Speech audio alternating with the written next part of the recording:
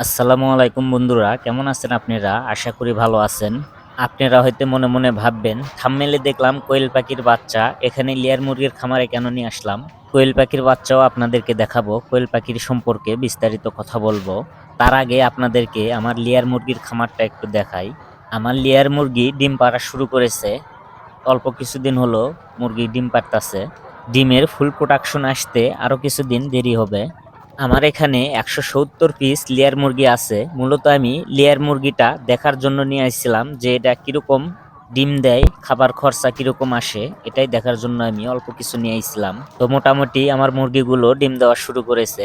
মুরগি ফুল প্রোডাকশন ডিমে আসলে আপনাদেরকে একটা ভিডিও দিব, কত টাকা আমার এই মুরগির পিছনে খরচা হয়েছে বা কত টাকা দিনে ইনকাম হইতাছে সেই বিষয়ে একটা ভিডিও দিব।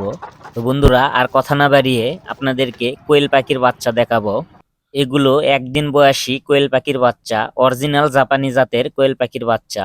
আমার খামারে আসলে একদিন বয়স থেকে বিভিন্ন বয়সী কোয়েল পাখির বাচ্চা আপনারা নিতে পারবেন। আমার সাথে যোগাযোগ করার জন্য ভিডিওতে আমি আমার ফোন নাম্বার দিয়ে রেখেছি। শুধুমাত্র যাদের প্রয়োজন তারাই ফোন দিবেন, এছাড়া অযথা কেউ ফোন দিয়ে বিরক্ত করবেন না। আমার লোকেশন নওগাঁ জেলা রানীনগর থানা আবাদপুকুর বাজার, গ্রাম রাজাপুর। অবশ্যই আসার আগে আমাকে ফোন দিয়ে জেনে তারপরে আসবেন।